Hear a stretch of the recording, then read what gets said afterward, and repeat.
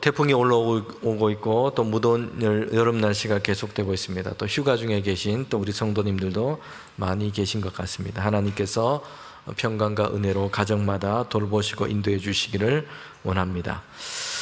성도 여러분, 요즘 어디에 관심을 두고 살고 계십니까? 사람마다 관심은 좀 더 다르겠지만 누구나 할 것 없이 무엇인가에 관심을 두고 우리는 살아갑니다. 사람들 중에는 주택과 재테크, 주식 이런 것에 관심을 두고 살기도 하고요.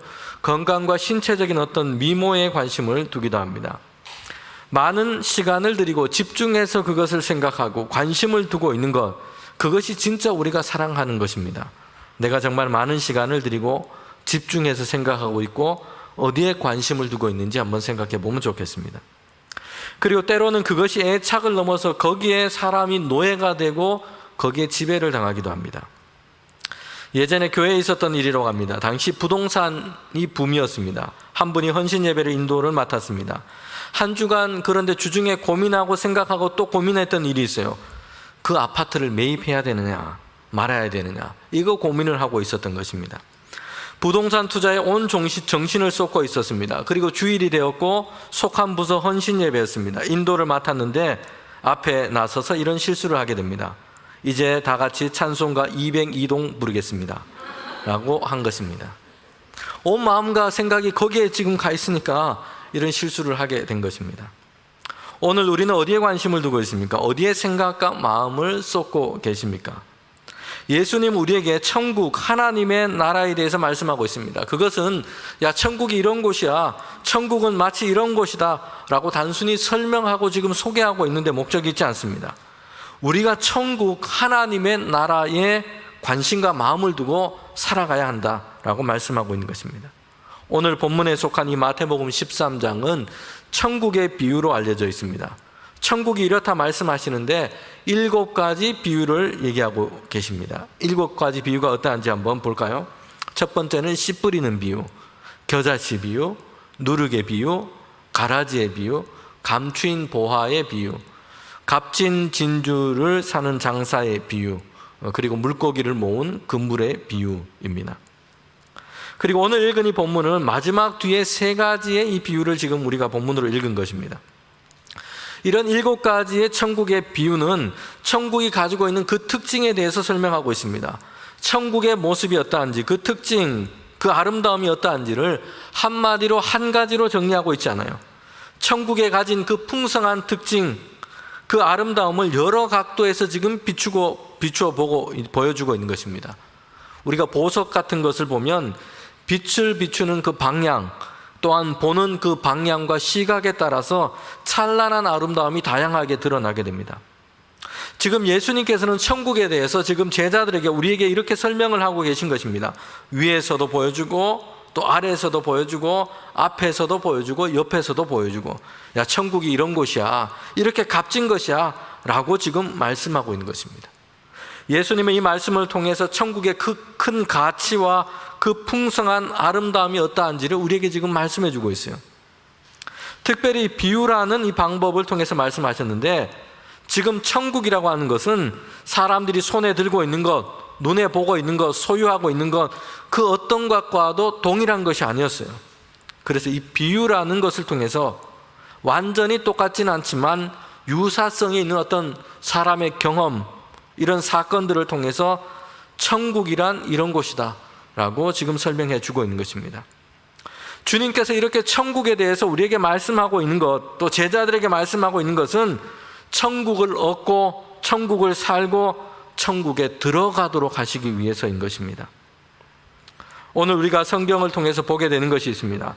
그것은 예수님 자신이 하나님의 나라 천국에 이 관심과 초점을 두셨다는 것이에요. 예수님 스스로가 이렇게 하셨다는 것이에요. 예수님이 이 천국 하나님의 나라에 시선을 두고 거기에 관심을 두시고 사셨던 것입니다. 주님의 공생애와 설교는 그래서 천국에 초점을 두고 있습니다. 다른 말로 하면 하나님의 나라에 이 관심을 두고 거기에 시선을 두고 주님께서는 선포하시고 설교하시고 제자들에게 가르치셨다는 것이에요. 마태복음은 특별히 천국을 하늘나라, 이렇게 천국 하늘나라라고 말씀하고 있습니다. 그런데 다른 복음서에 보면 하나님의 나라라고 쓰고 있습니다. 하나님께서 다스리시는, 하나님이 통치하시는, 하나님께 속한 나라라고 이야기하고 있습니다. 그런데 이 마태복음 이 천국을, 이 하나님의 나라를 하늘나라, 천국이라고 이렇게 표현하고 있어요. 왜냐하면 마태는 1차적으로 유대인들을 향해서 지금 복음서를 쓰고 있기 때문입니다. 예수님께서 행하신 일, 예수님이 이루신 그 구원과 그 복음을 증거하는데 마태가 처음으로 지금 말씀을 증거하고 있는 이 대상, 생각하고 있는 대상이 누구냐면 유대인들이었어요. 성도 여러분, 유대인들은 여호와 또 하나님 이런 말을, 이런 단어를 그의 입에 올리는 것을 삼가했습니다. 십계명에 나와 있잖아요. 하나님의 이름을 망령되이 경홀히 여기지 말라라고 명령했습니다.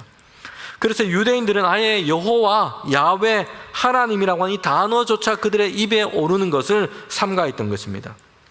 성경은 이 히브리어로 이 구약 성경이 유대인들의 이 토라가 기록되어 있습니다. 거기에 보면 여호와라고 하는 이 단어가 대단히 많이 나옵니다. 그런데 고대로부터 이 히브리어를 표기할 때는 자음을 쓰지 않았어요. 모음을 쓰지 않았습니다. 자음으로만 표기를 했어요. 모음은 사람들이 이 토라의 말씀을 암송하고 또 알고 있기 때문에 모음을 찍지 않아도 그들은 읽을 수 있었어요. 그런데 유대인들은 이 성경의 히브리어 이 단어를 읽을 때 여호와라는 이 단어, 야훼라고 하는 이 단어를 만날 때마다, 읽을 때마다 그 단어를 야훼, 여호와라고 읽지 않았어요. 아도나이라는 다른 모음을 찍고 그렇게 읽은 것입니다. 하나님의 이름을 입으로 내지 않기 위해서였습니다. 이제 시대가 지나서 현대화된 히브리 사람들, 이 현대화된 사람들에게 자음만 가지고 읽기가 어렵게 되었어요. 이제 처음으로 이제 토라에 모음을 찍기 시작했는데 그때도 어떻게 모음을 찍었냐면 야훼, 여호와라는 이 모음 기호를 찍지 않고 아도나이라고 찍고 읽기 시작했다는 것이에요. 여러분, 이처럼 유대인들은 하나님이라는 이름, 여호와라는 이름을 말하기를 꺼려했기 때문이에요. 그래서 마태는 유대인들에게 복음을 전하면서 하나님의 나라가 아니라 천국, 하늘나라라고 쓴 것입니다. 우리는 이 마태복음을 읽으면서 이 마태가 가지고 있는 어떤 선교적인 정신, 복음을 전하기 위한 그의 모습과 태도가 어떠한지를 보게 됩니다. 하나님의 나라라는 이 단어가 걸림돌이 되어서 유대인들이 정말 들어야 하는 이 예수님의 복음에 대해서 마음을 닫지 않을까 했던 것이에요. 그래서 유대인들을 위해서 천국, 하늘나라라고 쓴 것입니다. 예수님의 복음을 가지고 그들 가운데 가는데 다가가기 위해서였습니다. 복음의 이 본질을 붙잡되 걸림돌을 없애고 그들에게 맞추려고 한 것이에요. 성도 여러분, 이 선교와 전도는 그냥 구호만 외치는 것으로 되지 않습니다. 예수님의 이 은혜의 복음의 소식을 가지고 가는데 전하는 자들에게 그에게까지 다가가야 합니다. 걸림돌을 제거하고 생각과 마음을 그들에게까지 맞추어서 낮추어야 하는 것입니다. 전도자인 사도 바울도 이런 모습을 볼 수 있습니다. 고린도전서 9장 19절부터 21절에 보면 좀 길지만 바울이 전도자로서 어떤 모습, 어떤 마음을 가졌는지를 우리는 보게 됩니다. 바울이 말한 고백이 이렇습니다. 내가 모든 사람에게서 자유로우나 스스로 모든 사람에게 종이 된 것은 더 많은 사람을 얻고자 합니다. 유대인들에게 내가 유대인과 같이 된 것은 유대인들을 얻고자 하며 율법 아래 있는 자에게는 내가 율법 아래 있지 아니하나 율법 아래 있는 자 같이 된 것은 율법 아래 있는 자들을 얻고자 함이고 율법 없는 자에게는 내가 하나님께는 율법 없는 자가 아니요 도리어 그리스도의 율법 아래 있는 자이나 율법 없는 자 같이 된 것은 율법 없는 자를 얻고자 함이라. 약한 자에게는 내가 약한 자와 같이 된 것은 약한 자를 얻고자 함이고 내가 여러 사람에게 여러 모습으로 된 것은 아무쪼록 몇 사람이라도 구원하고자 함이니 내가 복음을 위하여 모든 것을 행함은 복음에 참여하고자 함이라. 여러분, 바울이 지금 어땠습니까? 유대인들에게는 유대인의 눈에 맞춰서 그들 가운데 다가간 거예요. 왜 그렇습니까? 복음을 전하기 위해서. 또한 율법 아래 없는 자들, 이방인들에게는 이방인의 심정으로 그들 가운데 다가가서 그들에 맞춰서, 눈높이에 맞춰서 그들의 마음을 함께 한 겁니다. 그리고 복음을 전하기 위해서. 연약한 자들에게는 약한 자가 되었고, 그리고 여러 사람 여러 모습으로 그들 가운데 다 다가갔습니다. 바울의 관심은 하나였어요. 몇 사람이라도 예수 그리스도의 이 복음을 전해서 구원함을 그들이 얻도록 하기 위해서 바울은 이렇게 한 것입니다. 다시 돌아와서 예수님이 하나님의 나라, 천국에 어떻게 관심을 두었는지 우리는 성경을 보면 분명하게 알 수 있습니다. 예수님께서 하신 처음 선포는 요단강에서 세례를 받으시고 이제 선포하시고 설교를 하셨는데, 처음 하신 선포가 마가복음 1장 14절부터 15절에 나와 있습니다. 요한이 잡히신 후 예수께서 갈릴리에 오셔서 하나님의 복음을 전파하려 이르시되 때가 찼고 하나님의 나라가 가까이 왔으니 복음을 믿으라 하시더라. 지금 예수님께서 이제 공생애를 시작하시면서 세례를 받으시고 처음 하신 선포가 뭐냐면 하나님의 나라예요. 때가 찼고 하나님의 나라가 가까이 왔으니 회개하고 복음을 믿어라 인 것입니다. 천국은 예수님께서 하신 산상설교에서도 중요한 주제였습니다. 예수님을 따르는 사람들을 복 있는 사람이라고 했는데, 그런데 그들이 얻을 복은 돈과 재물과 힘과 권세가 아니었어요. 하나님의 나라였습니다. 마음이 가난하고 온유하고 의에 줄이고 핍박을 받고 화평을 이루기 위해 애쓰는 이런 모든 사람은 받을 복이 있는데, 한마디로 말하면 하나님의 나라를 얻고 하나님의 나라를 살고 하나님의 나라에 들어가게 될 것이다 라고 말씀한 것입니다. 이것이 예수님께서 전한 복 있는 사람의 모습이었어요. 예수님은 제자들에게 기도를 가르치셨습니다. 여기에서도 예수님의 기도와 간구의 제목 중에 천국, 하나님의 나라를 위해서 기도하셨어요. 하늘에서와 같이 하나님의 뜻이 이 땅에서 이루어지기를 기도했습니다. 그리고 주님이 가르쳐 주신 기도 그 후반부에는 하나님의 나라가 임하옵시고 라고 기도하고 있어요. 성도 여러분, 예수님은 쉬지 않고 기도하셨습니다. 습관을 따라서 매일 삶의 시간을 정해서 새벽 미명에 한적한 곳에 가셔서 기도하셨습니다. 기도하기를 즐겨 하셨어요. 그런데 거기서 기도하신 것, 기도의 내용, 무엇을 위해서 기도하셨습니까? 제자들을 가르치신 그 기도문에 보면 예수님께서 새벽 미명 가운데 매일매일 날마다 기도하신 그 기도의 내용이 무엇인지를 우리는 짐작하게 됩니다. 하나님의 나라와 그의 의를 위해서 기도하신 것이에요. 하나님의 뜻이 이루어지고 하나님의 나라가 임하기를 기도하셨습니다. 하나님의 나라와 하나님의 뜻, 이것이 주님의 기도의 간구의 가장 중요한 제목이었던 것입니다. 예수님 자신만 이를 위해서 기도한 것이 아니었어요. 제자들에게 기도를 가르치셨죠. 사람들은 다른 사람에게 보이기 위해서 길거리에서 사람들이 보이는 곳에서 그렇게 소리를 내며 기도하기도 했습니다. 뜻과 의미를 잘 통하지 않는 중언부언하는 말로 이렇게 기도하기도 했어요. 그런데 예수님께서 그들에게 기도를 가르치시면서 이렇게 기도하라고 말씀하신 것이에요. 주님께서 가르치신 기도의 그 앞부분은 하나님의 뜻이 이 땅에 이루어지는 것이에요. 그리고 주님께서 가르치신 기도의 그 마지막은 하나님의 나라가 임하는 것입니다. 기도의 시작과 끝이 하나님의 나라인 것입니다.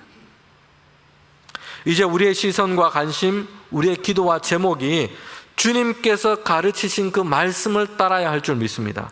하나님의 뜻이 이 땅에 이루어지고 하나님의 나라가 임하게 하소서 하는 것이에요. 우리의 시선과 관심, 이 땅에서 우리가 살아가면서 이미 하나님의 나라에 우리의 시선과 관심을 둬야 한다는 것이에요. 오늘 본문 읽은 이 세 가지 비유 중에 앞에 이 두 비유는 천국을 발견한 사람들에 대해서 지금 얘기를 하고 있습니다. 천국을 발견한 두 종류의 사람이 지금 등장하고 있습니다. 먼저는 밭에서 나가서 일하는 농부입니다. 13장 44절에 보면 천국은 마치 밭에 감추인 보화 같으니 사람이 이를 발견한 후에 숨겨두고 기뻐서 돌아가서 자기 소유를 다 팔아 그 밭을 사느니라. 첫 번째 사람은 이 천국이라고 하는 이 보화를 찾아 나선 사람이 아니었어요. 그가 매일 가서 일하는 그 밭에서 일을 하러 나가는 중에 우연히 이 천국을 발견한 것입니다. 이 보화를 발견한 것이에요. 그래서 나중에는 그의 소유를 다 팔아서 이 밭을 샀다고 말씀하고 있습니다. 그 밭을 샀다라고 말씀하고 있는 것을 보면 이 사람은 이 밭의 주인이 아니에요. 그 자신의 소유의 땅으로 지금 농사를 짓는 사람이 아니었던 것입니다. 그 밭을 단지 소작하면서 농사를 지금 하고 있는 사람이에요. 다른 밭을 얻어서, 다른 사람의 밭을 얻어서 소작하고 있는 사람입니다. 이 사람은 대단한 토지를 소유하고 많은 소출을 얻으며 살았던 사람이 아닌 것이요, 자신의 소유의 땅이 있다고 하더라도 그것만으로는 생계를 유지하기 어려운 그런 가난한 작은 토지를 소유한 사람이라고 짐작할 수 있습니다. 그래서 다른 사람의 밭까지 소작을 하면서 농사를 하는 사람입니다. 이 사람이 밭에 나가서 일을 하다가 우연히 보화를 발견하게 된 겁니다. 그리고 그 땅을, 그 밭을 자기의 전 재산을 들여서 사게 된 것이에요. 우리는 여기서 이 시대 상황과 배경을 한번 생각해 볼 필요가 있습니다. 여러분, 당시에는 전쟁이 많았습니다. 특별히 이 예수님께서 지금 사람들을 만나고 있는 이 유대 땅 팔레스타인 지방은 더 그랬습니다. 강한 나라, 강한 민족이 주변에 바뀔 때마다 패권을 잡고서는 이스라엘을 그렇게 침략하고 약탈했습니다. 이미 가나안 땅에 정착한 이후부터 이스라엘은 이런 역사의 연속이었습니다. 다른 민족, 주변 민족, 강한 나라들이 침략하고 약탈을 한 것이요. 그렇기 때문에 그들이 가지고 있는 재산을 보호하는 가장 좋은 방법이 뭐냐면, 최선의 방법은 금이나 보화들을 땅을 파서 남들이 모르는 그곳에 잘 묻어서 숨겨두는 것입니다. 그런데 그렇게 하고서는 이렇게 묻어둔 주인이 전쟁이나 혼란한 시대에 그냥 그만 죽고 말기도 하고요, 어디에 무엇을 숨겨두었는지 가족과 자녀들에게 말을 남기지 못한 채 생을 마감하게 되어버리는 것이에요. 그러면 그냥 그 보화가 땅속에 그냥 그대로 묻혀 있는 것입니다. 특별히 당시 이 법에 따르면 땅에 묻힌 그것은 그 땅을 소유한 사람, 땅 주인에게로 기속되어 있습니다. 그걸 발견했다고, 주었다고 자기께 되는 게 아니고요, 그 땅을 소유한 사람의 것이 되는 것입니다. 땅 주인이 그 보화를 묻은 사람이 아니라고 해도 그 땅을 지금 소유하고 있는 그 사람이 거기 묻혀있는 보화의 주인이 되는 것입니다. 법적으로 묻혀있던 보화는 땅 주인에게 예속된 것이기 때문이에요. 여러분, 그래서 밭에서 일하던 이 농부가 보화를 발견했는데, 그리고 난 다음에 한 일이 뭐냐면 자기의 소유를 다 팔아가지고 먼저 땅을 산 것이에요. 땅의 주인이 되어야지 그 보화를 얻을 수 있기 때문입니다. 이에 반해서 두 번째 비유를 보면 진주를 구하는 장사 이야기가 나와 있어요. 이 사람은 우연히 발견한 사람이 아닙니다. 진주를 찾아다니는 사람이에요.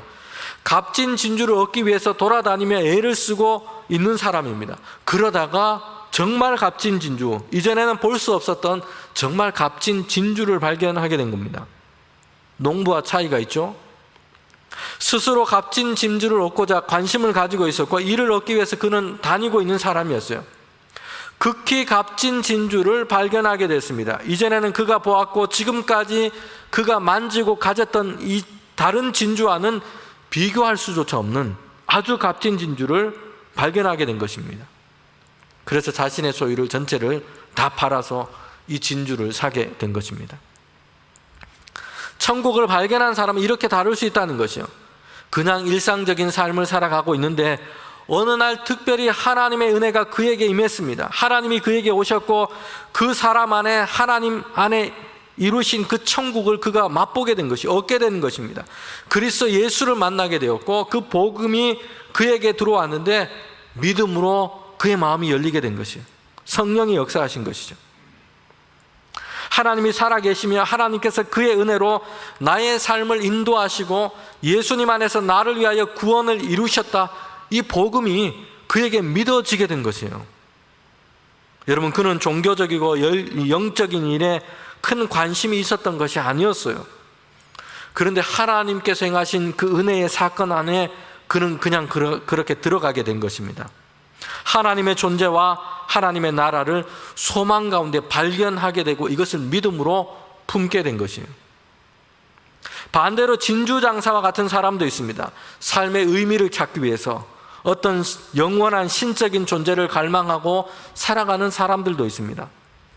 그러나 그는 영적이고 종교적인 일에 궁금증과 호기심을 가지고 살아가고 있는데요, 만물의 근원이 어디서부터 나와 있는지 그런 호기심과 이런 관심을 가지고 살아가고 있습니다. 이것을 얻기를 원하고 알기를 원하는 것이요. 그러다가 가장 존귀하고 고상한 삶이 무엇인지를 그리스도 예수 안에서 발견하게 된 겁니다. 이것을 얻고 이것을 그는 하나님을 만나고 이것을 얻게 된 것입니다.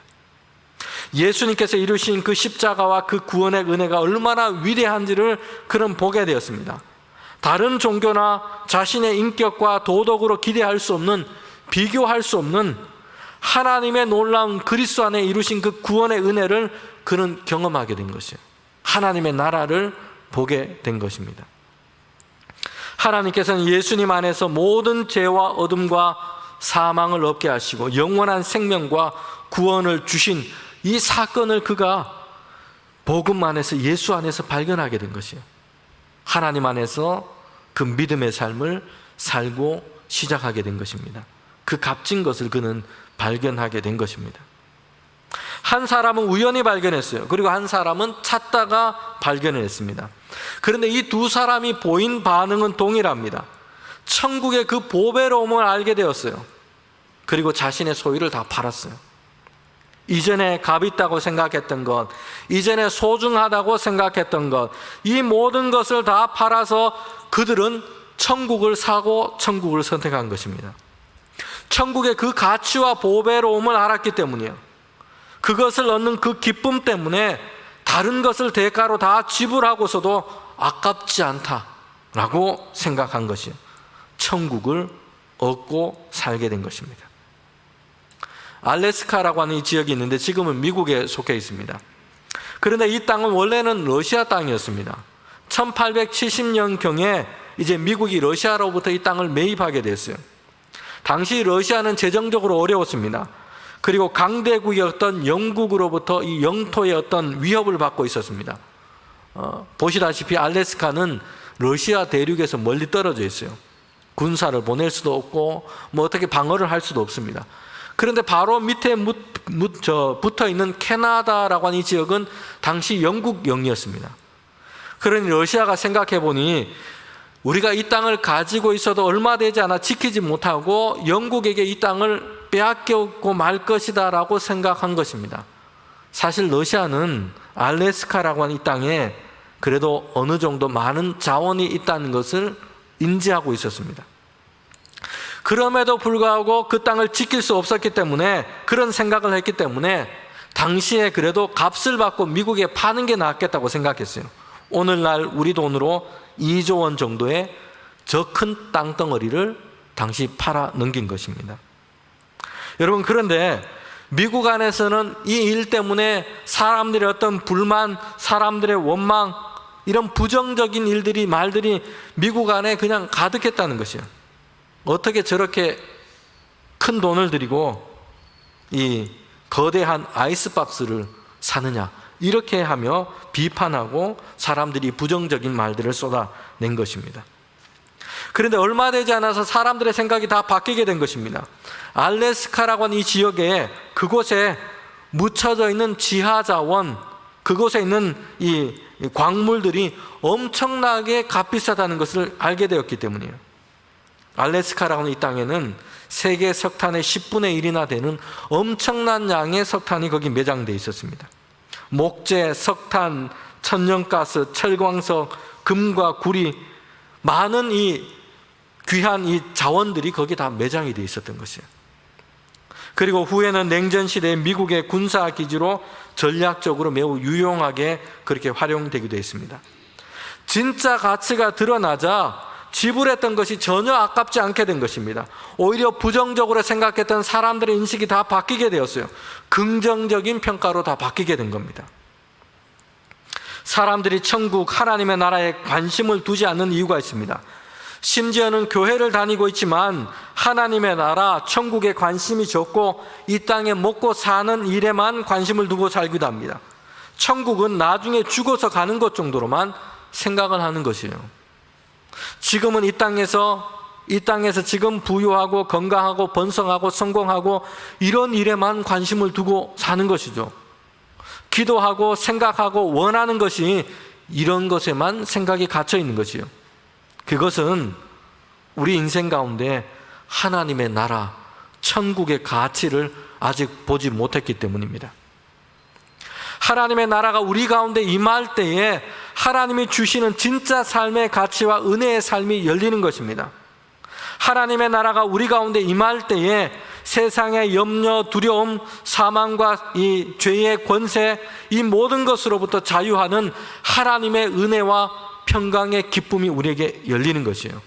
그래서 그 어떤 것으로도 대체할 수 없고 그 어떤 것으로 바꿀 수 없는 그 귀한 하나님의 나라의 그 가치가 우리에게 열리는 것입니다. 우리의 것으로 얻기 위해서, 그래서 이 하나님의 나라를, 천국을 우리의 것으로 얻기 위해서 기쁨으로 날마다 하나님께 나아가기를 즐거워하는 것이에요. 농부와 진주장사는 천국의 그 보배로움을 알았습니다. 그 천국을 보고는 자신에게 속한 다른 것을 다 지불하고 그것 얻기를 원했던 것이에요. 그 무엇과도 비교할 수 없는 그 가치를 그들은 보고 알았기 때문입니다. 오늘 우리가 이 비유에서 마지막으로 주목해야 할 부분이 있는데요, 그것은 천국의 현재와 미래에 관한 것이에요. 천국의 현재성과 미래에 관한 것입니다. 마태복음 13장에 나와 있는 이 천국의 비유는 천국에 대해서 사람들이 가진 오해를 지금 벗겨내고 있습니다. 천국을 먼 미래에 죽어서 가는 곳 또는 다른 세계로만 생각을 하고 있는 것이요. 여기에는 천국에 대해서 일반적으로 사람이 가지고 있는 잘못된 오해 두 가지를 가지고 있는 것이요. 시간적으로 천국은 죽음 이후에 먼 미래에 있을 일과 연관을 시킨 것입니다. 죽어서 가는 곳, 나중에 가는 곳으로 생각하는 것이죠. 그리고 두 번째, 공간적으로는 우리가 살고 있는 이 세계와는 좀 떨어져 있는 다른 공간, 다른 세상에 속한 것으로 생각하는 것입니다. 그런데 13장 천국의 비유 7가지 중에 여러분 6가지, 무려 6가지는 천국이 지금 사람에게 그의 현실 가운데 일어나는 사건으로 지금 그리고 있다는 것이에요. 씨 뿌리는 비유에서 천국은 옥토와 같은 마음에 뿌려져서 열매를 맺게 되는 이 역사라고 지금 기록하고 있습니다. 30배, 60배, 100배의 결실을 얻게 되는 것이죠. 그 사람의 현실의 삶에서 열매를 맺는 것이에요. 두 번째 비유인 이 겨자씨 비유도 그렇습니다. 누룩 비유도 마찬가지입니다. 매우 작습니다.